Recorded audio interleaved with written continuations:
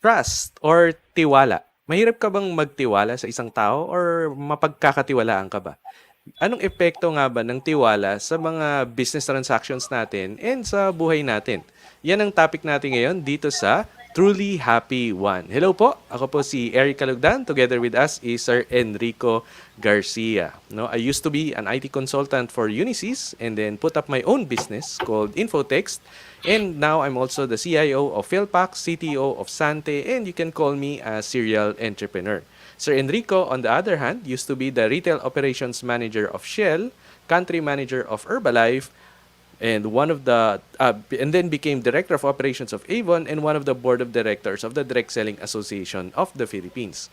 Ngayon, he's a mindset coach and also the director for international operations of Sante.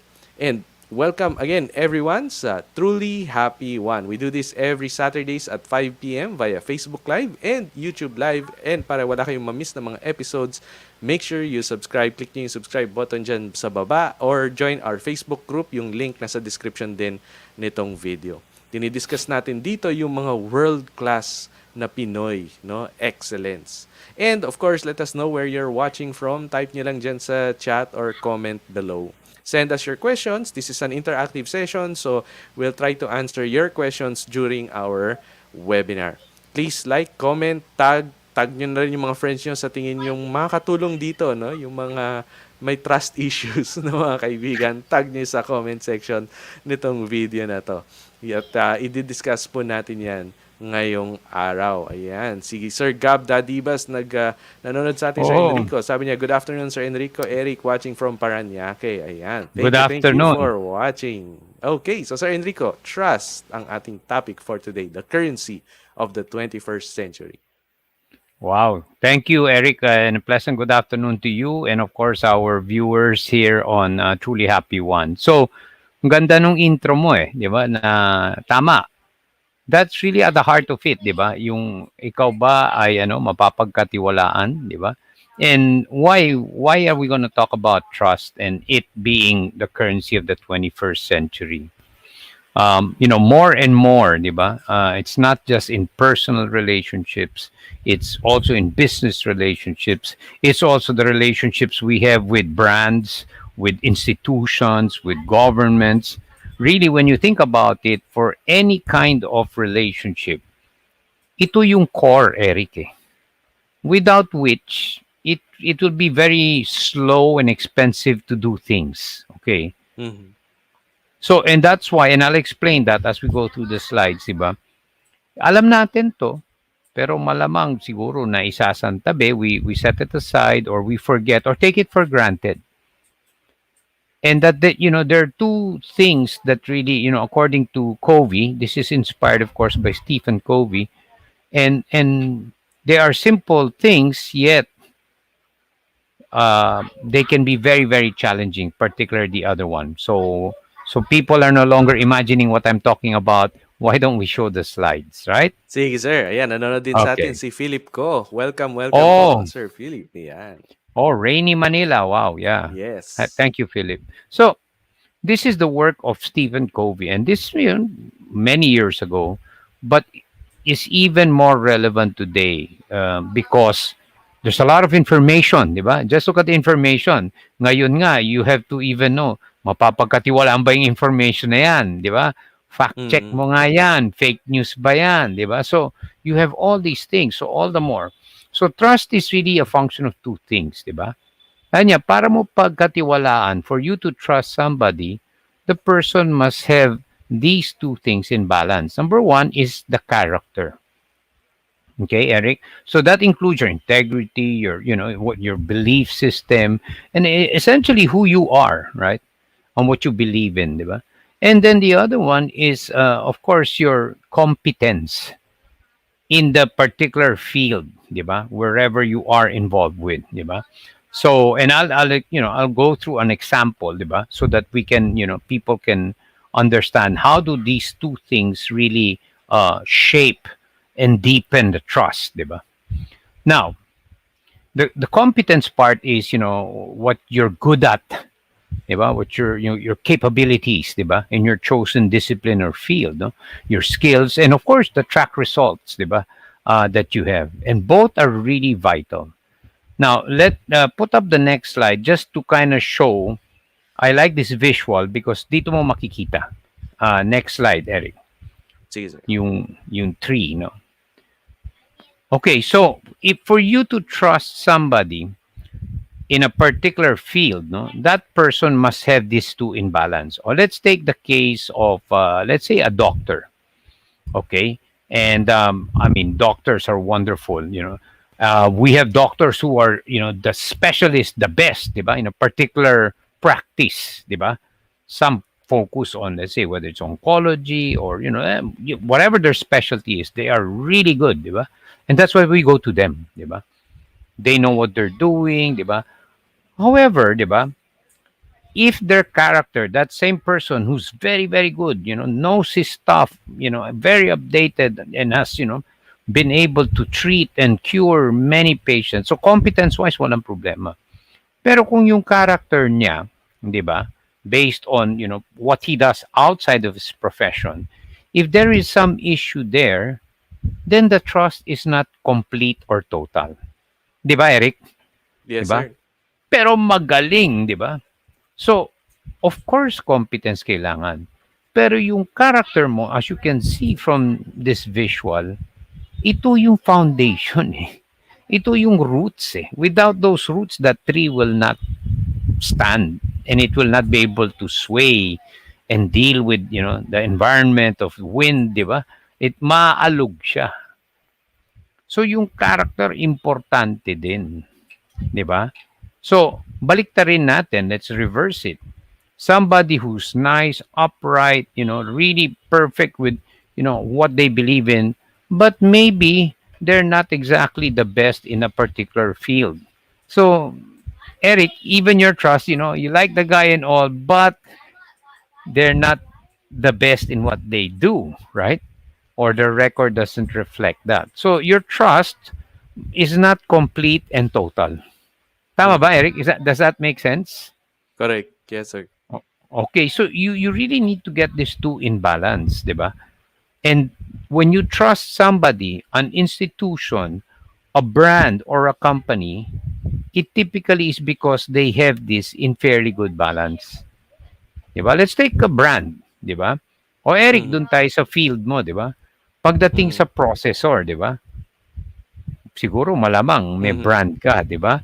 And because Ako, ever oh, since Intel yung oh, ginagamit ko. o yun, di ba? Mm. Because they deliver on their promise, on everything. And as a company, you know that they're always operating with yung tong so-called character, di ba? Mhm. In their operation and in how they do business. And that's why your trust to them, at least in your particular case, is total, di ba? Mhm. Tama, di ba? Correct. So that's on a brand. Now, can you imagine, like, in your relationship with, your family, your spouse, di ba? Personal relationships. Pag walang trust, di ba? Meron kayong kamag-anak na you probably will entrust your money to somebody who's not a relative, right? Mhm. Kasi nga, di ba? Ay, naku, yan si ano. Problema yan. Kasi, di ba? We have relatives na ganyan, di ba? So that's Mhm. really, this is how you can test this model na sinasabi ni Stephen Covey. Kailangan talaga Mhm. magtugma, di ba? In fact, ikaw, you go to somebody, ay nako, kahit hindi ko masyadong gusto yung ano na yun, pero alam niya yung ginagawa niya, pupuntahan mo eh. Pero hindi total yung trust, di ba? Sa Mhm. competence, walang question. Does that make sense, Eric? Yes, sir. So, Kailangan combination talaga yung dalawang yan. kailangan combination, di ba? So, what are we talking about here? Kailangan, of course, build on yourself, maayos yung, we've talked about this, di ba? Keep your word, di ba? Honor your word, di ba? Your word is your contract, di ba? It's that important, di ba? And of course, yung integrity mo, di ba? You must be working on your integrity. Siyempre, for people to say, oh, wow, di ba? Oh, okay, di ba? Like, to be a Supreme Court, you must be beyond reproach, di ba? Your Mhm. integrity above all, di ba? So, Mhm. syempre, para kapag katiwalaan, di ba? And you have to know your law, di ba? You don't Correct. just become an associate justice, di ba? you have to excel, di ba? Based on your record, not just scholastic, but actual performance in the court, di ba? Mhm. In adjudication and in writing, in writing cases, di ba? Penning cases, di ba? So that's when the trust becomes complete. So this is so vital, especially today, Eric. And Mhm. if you are starting a small business, even a small business can gain a lot from this. Pag ikaw trusted na, automatic yan. It is the basis for an enduring and meaningful relationship. The same Mhm. way we have with the brand, our favorite brands, right? So, Yes. the last slide, ipakita ko na para we can get rid of the visuals, diba? Yeah. And totoo to. Really, when you look at, some, when you study yung mga, some failure in leadership, whether it's at home, whether it's in the community, whether it's in business, diba? Or in a career, it will always be a failure or one of the other. A leadership role, okay? Mhm. It's either yung competence, yung kakayanan, capability, or okay sa competence pero yung character, di ba? Mhm. So, it's really just saying kailangan talaga mabalance ito pareho. And that, Eric, is why we're talking about it because it applies to any kind of relationship. Mhm. Business, personal, uh, superior, subordinate, lahat. It is the Nandun na. basis. Yeah. Without Mhm. that, mabagal and magastos. Di ba? Yes. When there's Ayan. no or low Nanonood trust. nanonood sa atin sir si Ryan Lopez. Ayan, thank you for watching. And Uy, si wow. Marife Reprado is watching also. Wow. Ayan. Thank you. We have Facebook users as well from Mandaluyong City. Ayan, like the Wow. topic, watching from Marikina. Ayan. Thank you very much. Yeah. Sabi niya, agree. Ayan. Yes. Yes. Okay, so siguro sir, isa sa pwede natin i-discuss din. Kapag meron tayo both character and competence, then we have the trust no of our clients, for example, no? Right. Kapag ganun na mataas yung trust ng client sa atin, ano yung nagiging effect niya sa business? Wow, Eric. 'Di ba? I'll use an analogy. Parang first date 'yan. Mhm. Nagpapakiramdaman kayo, 'di ba? First date, you don't Mhm. know the person, 'di ba? You know a little. On the basis of the first date, some degree of trust is going to be established or the lack of it. Mhm. So, kung na-establish yung trust, then it may lead to a second, third, and who knows, even a longer term relationship if the trust is always reinforced. Kung baliktad naman, if the trust is kind of broken or undermined in the first date, then there's no second, third, or relationship. So, Mhm. back to yun sa brand, the Mhm. moment na establish yung trust na yun with you, the consumer, you reward that trust with loyalty, patronage. Mm. Ibig Mhm. sabihin, wow, they don't need to do much with you. You're gonna buy whatever they have because they have established the trust with you. And Mhm. they work very hard to earn your trust, right? Mhm. But the reward for them is the moment they have earned your trust is you repay them with your loyalty. And over a Mm. long period of time, can you imagine if you've been purchasing that brand for at least what 20 years? Mahigit, Oh, yes. see, Eric, you have rewarded them for earning your trust with Mhm. loyalty. Do you know what it Mhm. costs to get another customer like you? 'Di ba? Well, mas Mataas 'yun. malaki yung cost to acquire Correct. customers kaysa to maintain the I-retain. customers. Correct. Mm, mm. And So how long will hindi lang sa bilis at dami no ng sales yung benefits of having high trust ng customers. Also you save a lot din no sa mga expenses like yun nga acquiring customers for marketing yeah, expenses wala ka mas ng napapababa. promo. Oh, wala ka ng promo. Ikaw, hindi ka na nagpo-promo dahil trusted mo na yung brand. Pag sinabi nila, ito yung bago, ito yung presyo, bang! Right? Mm. Correct, correct. So you're not, it's not expensive to acquire you because hindi ka na kailangan ligawan ng with promo, rebate or something para lang subukan mo, Mhm. 'di ba? Correct, correct. So, 'yan yung reward. 'Yan yung effect sa business. Yes, ayan sabi nila, love this duo. Oy, thank you. Si Miss Lai from VNG is also watching us, watching from Ay, Mandaluyong, salamat. and also si Buenafe is watching Of from course. Mandaluyong. Of course. Yes, ayan. Always. Yeah. Now, sa isang relationship naman, sir, anong effect naman kapag mataas yung trust level ng ating mga kausap, kakilala, kaibigan, kamag-anak? Let's look at this. Simpleng ano na lang, 'di ba? Not business. Like tayo, Eric, Mhm. 'di ba? The trust, I'll talk na lang about yung what we can really talk about, 'di ba? Which is Mhm. you and I. Yeah, I just tell you, I don't worry about when I give an idea. I don't worry that the idea will be thrown and used by you, and because of the trust, Mhm. right? So mabilis tayo, 'di ba? You know how we do things, right, Eric? Oh, Eric, ito yung Yeah. idea, blah blah blah. Pwede ba to? Wow. Pag ang trust hindi ganun kataas o mas mababa, nagpapakiramdaman. Paano ko ba ano ito? Pag sinabi ko to, baka gamitin niya to, he'll cut me out, Oo. right? And it Correct, takes correct. longer and it's more stressful. But when the Mm. trust is high, it's fast. Sasagot naman si Eric, oo, pwede, ito hindi pwede. How about if we do it like this? Bang! After that talk, Eric turns it into reality. Wow! What will take months in a relationship where the trust is not yet that high will Mm. take months we can do in a day or two. Tama ba, Eric? We've been Tama. creating, di Correct. ba? Because the trust, the mutual trust is high and Mhm. established. Mhm. Di ba? Mas With mas another one. napapadali. Of Oo. course. Of Mas course. napapadali yung mga projects, yung mga transactions kapag mataas yung trust level between the team or within the organization kaysa yung mababa yung trust. Lalo siyang tumatagal, 'di ba? Nagkakaroon ng Exactly.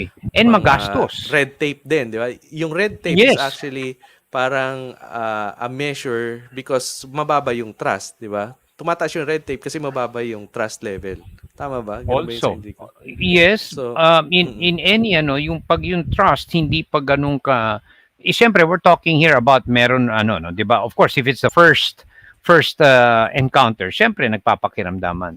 But Mm-mm. okay, let's go to a supplier, 'di Mhm. ba? Let's say you're small business, 'di ba?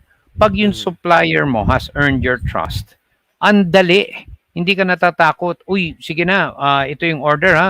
Pa-deliver mo sa akin to. You don't even worry about paano kung gawin niya to, paano kung gawin niya yun because the trust is so high. Sige, padala mo, I'll pay you. O sige, Mhm. I'll send the money to you, I'll pay you. You don't even think twice when the trust is very high. So you do Correct. things much faster. Mm. Mm. Pag Naalala mababa ko yun, ito yung oh, topic din, sir, na natutunan natin nung pumunta tayo ng US, 'di ba? I think sa Las Vegas pa nga yun, yung training na pinuntahan natin, si Stephen Covey correct, Jr. yung main correct. speaker, no? Yung isa sa Yes, talagang takeaway ko dun sa training na yun is that pag mataas yung trust, mas mabilis yung transaction.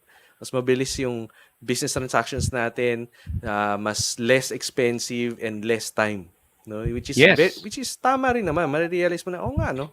Kapag mataas ang tiwala mo sa isang supplier or kahit kaibigan na nagbebenta, for example, ng food, di ba? Basta pag sinabi mong, sige, pahingi akong 10 niyan, ito yung bayad. Minsan, nauna pa yung bayad, no, before nung delivery. Kasi mataas Yeah, yung trust level nga natin. Mas madali yung nagiging exactly. transaction. Mas mabilis. Exactly, exactly. And then, correct, because it's the younger Covey who wrote that book, The Speed of Trust. Yun, And, speed. Oo, speed of oh, The trust. Speed of Trust. And kinwantify niya dun kasi he worked in corporate world. No? So, akala nung iba parang it's just nice to hear, but you can actually quantify it. Yun nga ang equation niya. Pag mataas ang trust, the speed of doing things goes up and Mm. the cost of doing things goes down. Goes down. Which is kung ano Kung yung gusto natin sa business. correct, Di ba? kung Oo. mahina ang trust, mabagal ang execution kasi nga may trust issues. And, Mm. syempre, dahil mas matagal, yung cost mo, lalaki. Mm. Correct, correct. Kaya may question dito si Buenafe. Sabi niya, is it practical to trust a very expensive brand like Apple for the status symbol that it gives when other brands give even higher quality and features?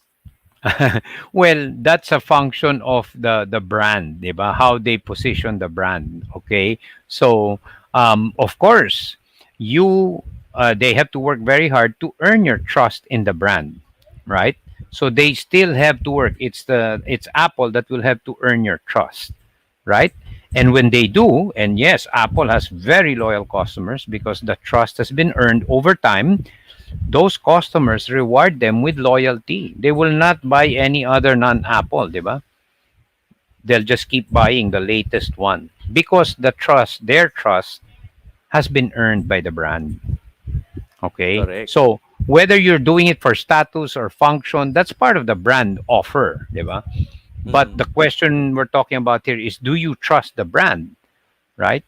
And if you do, then you will reward that brand with loyalty and mm. patronage, continued patronage. Correct, correct.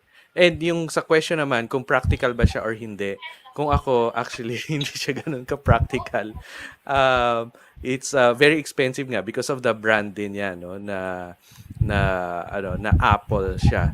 Kaya ang gamit ko is Android.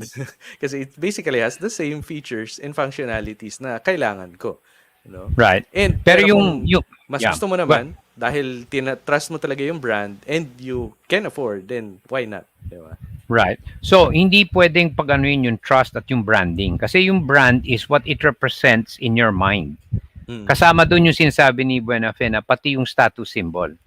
Mhm. Kasi kung you're that type na it appeals to you in that way, and that's how they try to position the brand, if it appeals to you, then, it's not a right or wrong, di ba? Some people, the brand, when they mention the name Apple, ang pumapasok sa ulo and feeling nila is social sila or parang they've arrived or they're a little above the rest. Hindi kami ordinary. And the brand works very hard to put that in your Have mind and that to picture, make oo. and make you feel that through their stores, through their the look of the computer.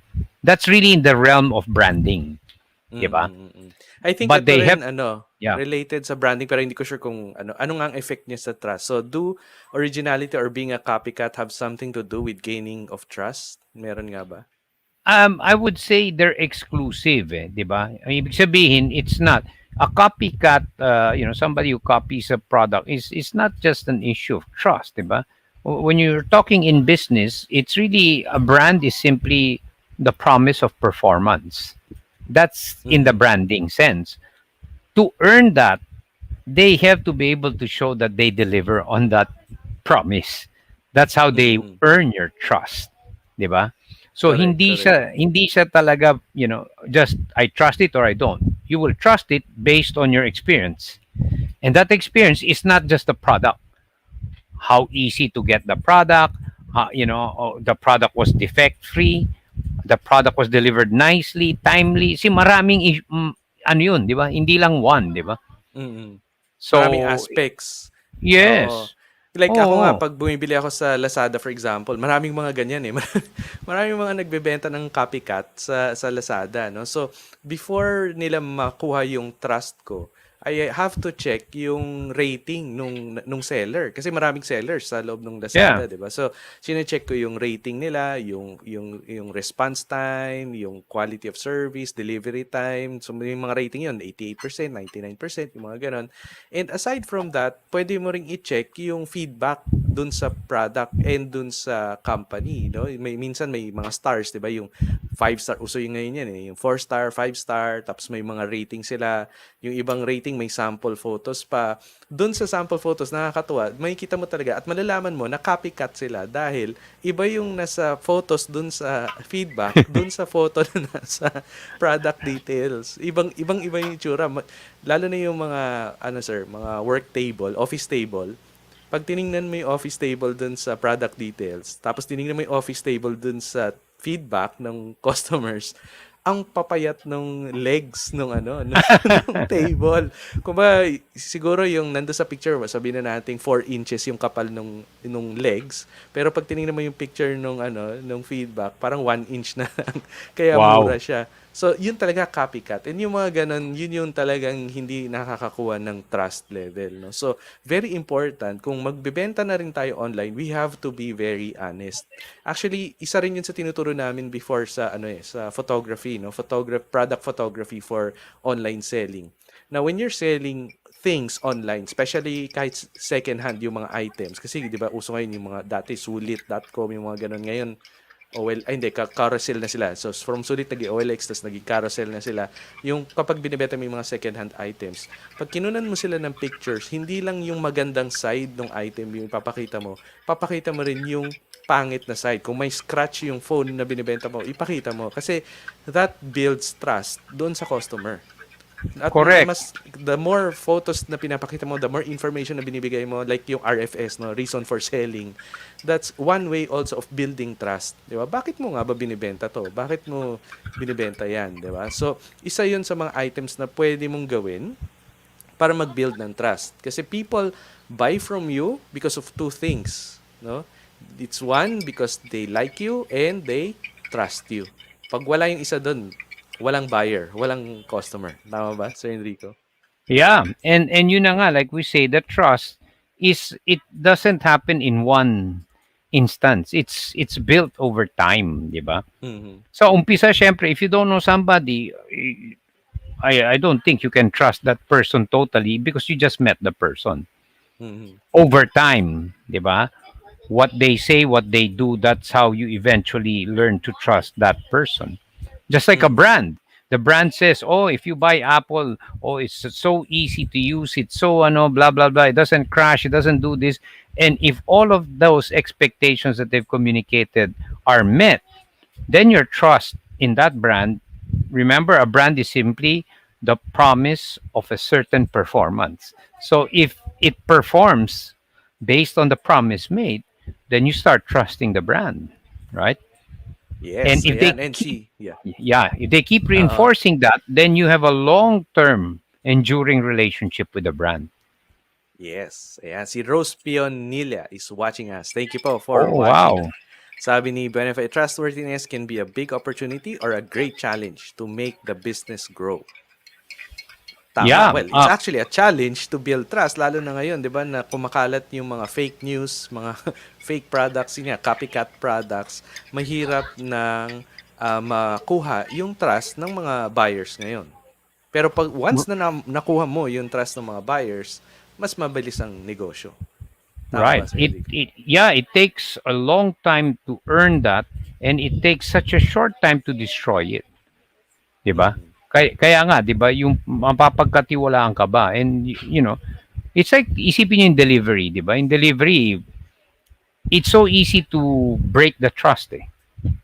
'Di ba? Mhm. Pagka yung pambira naman 'to, kalahating araw wala, kuminsan 1 hour, kuminsan 3/4 of a day, kuminsan isang araw, you cannot be trusted, 'di ba?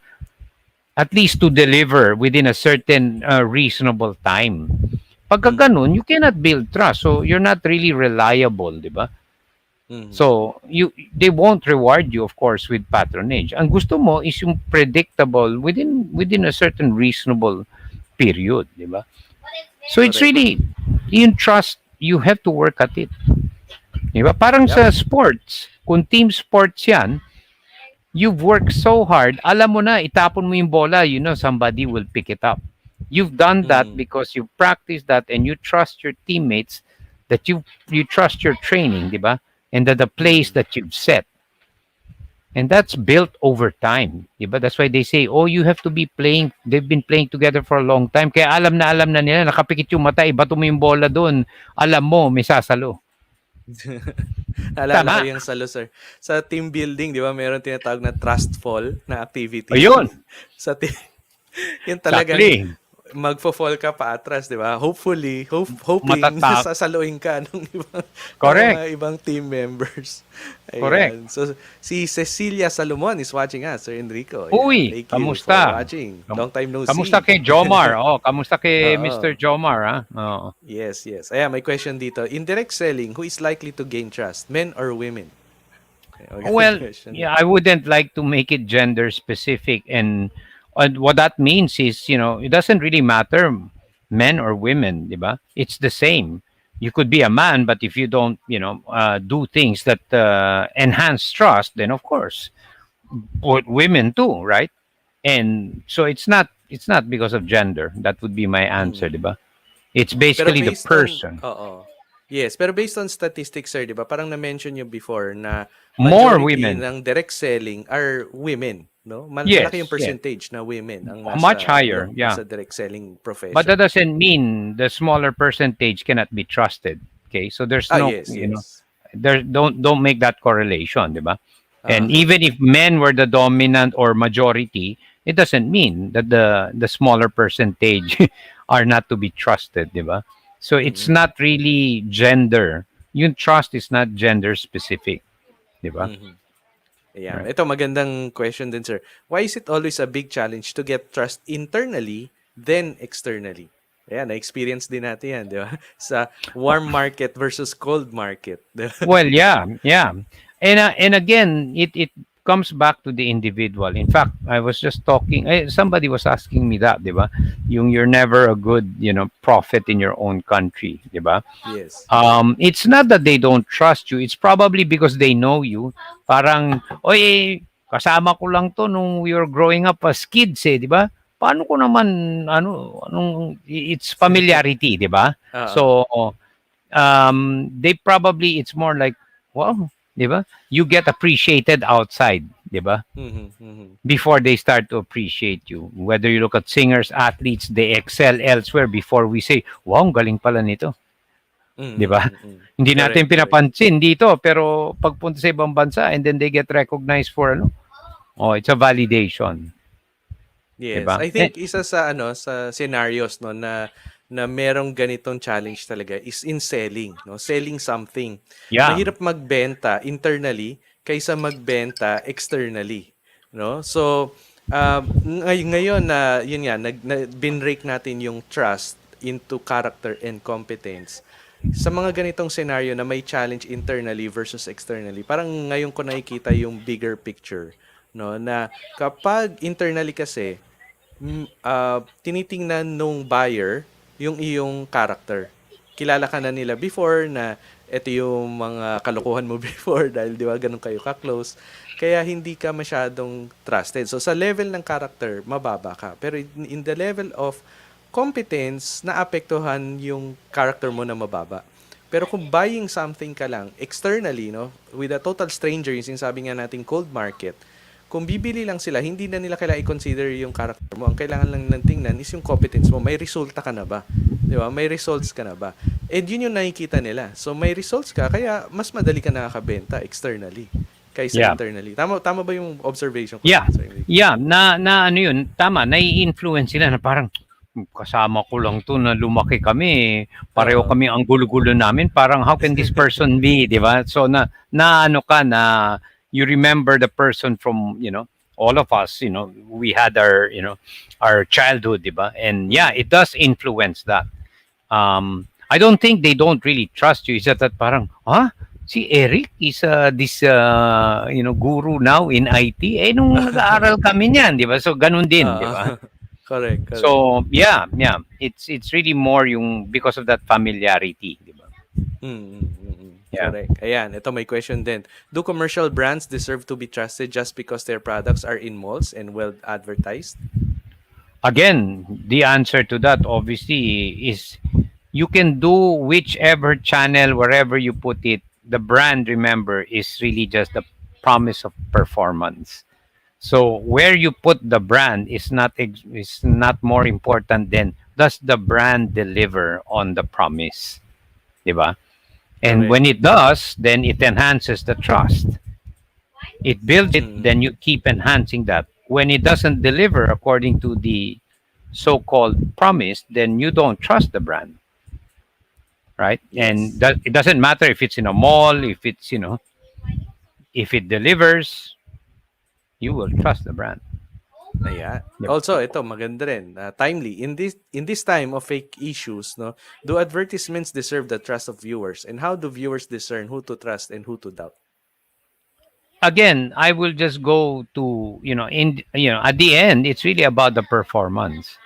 Kasi, syempre, until you experience it, people will do a great job. Oh, this one, wow, it does it in this time, and you don't have any issues. The stated promise is you hassle free. No, it's very powerful, it's robust, and reliable. Eh, syempre, after 2 weeks pa lang nasira na. So, ano mangyari sa trust? So, Correct. it's the delivering on the promise. Mm. Mm. That's how Yun you yung very build. Yeah, important. yeah, Correct, yeah. correct.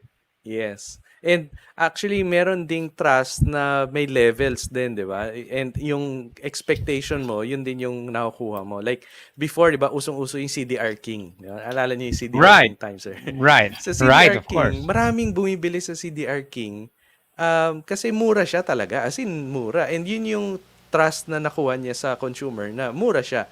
Pero yun nga, with trust, no, comes yung mga quirks din na madali siyang masira, no? And yun nga, expected na yun. Pero may mga items kasi na kahit anong gawin mong pukpok sa kanya or i-try siyang i-run out, no? Eh, hindi naman siya nasisira din. Nakamura ka pa.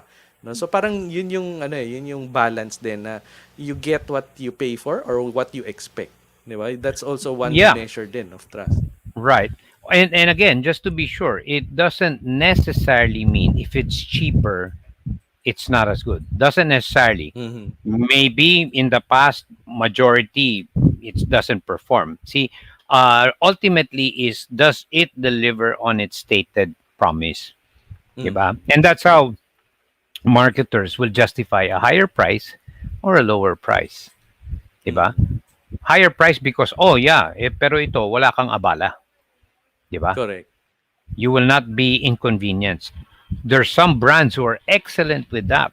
They facilitate, they make it so much easier for you to build, Mm. di ba, your trust. Don't worry. There's some car companies, masira yung kotse mo for whatever reason, they send you a service car Mm. para hindi ma-interrupt yung schedule mo. Here, while we fix your, take this. See? Papahiramin ka no ng Oh, sasakyan. oh, Mm. At and quality that's na sasakyan, hindi yung exactly, patapon na sasakyan. Oo, papahiram exactly. sa iyo. Oh, they'll do that for you, and just so to assure you na wow. So what do you Mm. do, di ba? Oh my goodness. Yeah, I pay more, but I don't have any headache, di ba? And I have peace of mind that anything happens to me, they look after me. They earn my trust because Correct. they promise that this is what we will do because you're a customer of ours.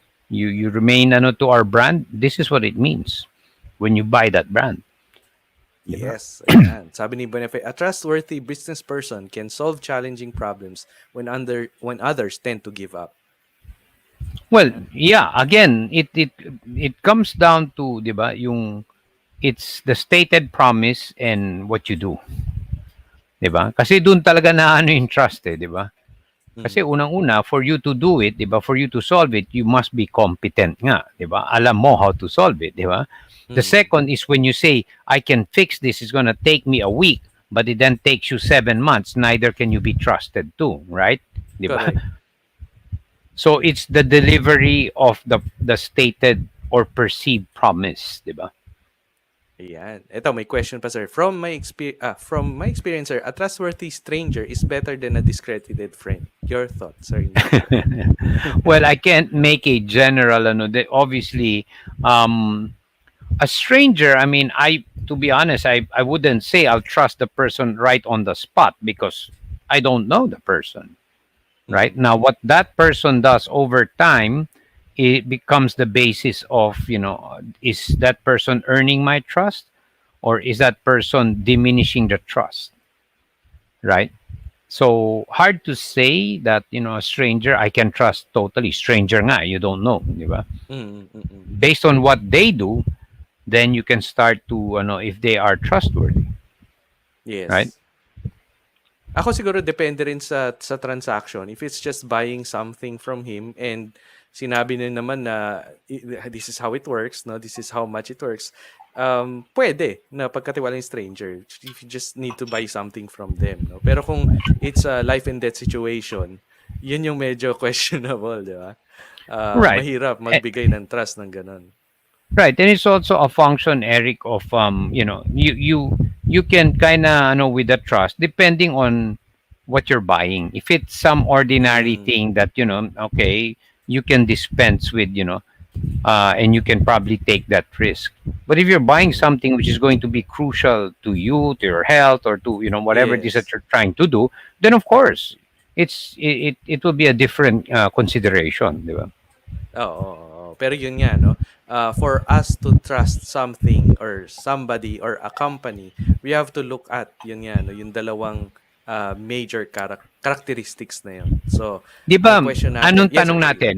Anong tanong natin? O, sino ba 'yan? Hindi ba 'pag Oo. may kunyari inaano sa atin, May who are the nagpe-present people? halimbawa, Oh, who are oo. the people behind that? Which company is behind that? Kasi nga you're Mm, mm. looking for exactly.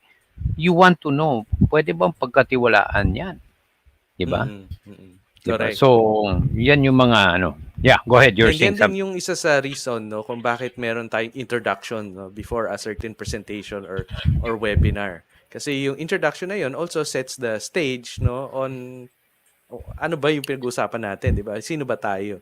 'Di ba? Why are we talking about this, 'di ba? Ayan, I think may related din question ni Benefe. Sabi niya, "Does being in a high rank or position have an edge over the lower ones in gaining trust? How to overcome that challenge?" I'd have to say no. Rank doesn't necessarily earn trust. Your behavior earns you trust. There's this beautiful line in the young Stephen Covey, di ba? Sabi niya, we judge ourselves based on our intention. We judge others based on their behavior. But that should also, Mm. that's two-way. Di ba? Oh, trust me, ito yung intention ko is to help you, pero yung behavior ko is different. Pero we judge Mm. others by how they behave, not by their intention. So the point I'm trying to make is no, not necessarily. Rank doesn't assure you of trust. No, it doesn't Mm. assure. Are there better chances? Probably, because you have trustworthy people who are in lower ranks, right? They can be Correct. trusted, right? Yep. Ayan. So, ang question naman natin no, sa ating mga viewers, what are your takeaways sa ating topic for today? No? Ako, ang aking takeaway is lalo na ngayon sa panahon ng mga fake news, no, we really have to fact check. No? So, fact check fake news before we trust them, before we buy into them, before we buy into their opinion. In fact, before we share yung post na yun sa wall natin or sa mga friends natin, we have to fact check first, no, otherwise we will be just spreading fake news, no, and that's one also of the things na magbi-build nung trust ng audience natin or ng friends natin sa social media, no, kung lahat ba ng sinishare natin are facts, no, and yun nga, trust is a combination of character, no, which includes integrity and intent and competence, no, yung capability and yung results nga na nakuha niya. Kasi pwedeng kilala mo siya as a character, mapagkakatiwalaan mo siya as a person, pero wala naman siyang nagawang results before or wala siyang competence para gawin yung isang task. So pwedeng mababa yung trust. So it has to be always both, no, equal yung character niya, mapagkakatiwalaan mo, and also yung competence niya, yung capability niya, mapagkakatiwalaan mo before you can give trust to that person or to a company or to a business. Kayo, ano yung inyong takeaways? Type nyo dyan sa comment section or chat dyan sa YouTube. Sir Enrico, any summary sa ating topic today? Yeah, like you said it already, sa akin, yung para to keep it simple really is yung stated promise and delivery. Simple. Pag Mm. sinabi mong we will do this every Saturday, we're there without fail. That's how you build trust, 'di ba? And that's just an example. So, it's really delivering on the stated or perceived promise, 'di ba? That you make to another person, to a company, to the community, to your boss, to your peers, to your colleagues. That's how you build trust, 'di ba? And it's really just basically doing what you say you will do, 'di ba? Yep. So, And once we have it's that, oo. oh wow, Once we you have can the trust, mas mabilis ang ating mga dealings, ang ating mga transactions, at yeah, less time yung kakailanganin. correct. Ayan. Correct. And Sabi ni Gabi Dadibas ang kanyang takeaway is allow everyone to earn your trust but never disregard common sense. Of Ayan. course, 'di ba? Sabi ni Of course. Boniface, a good driver of success is someone who have gained trust with his consistent record of good decision making. Yes, And yes, of also course. sabi ni sa Facebook user, trust equals truth. Correct.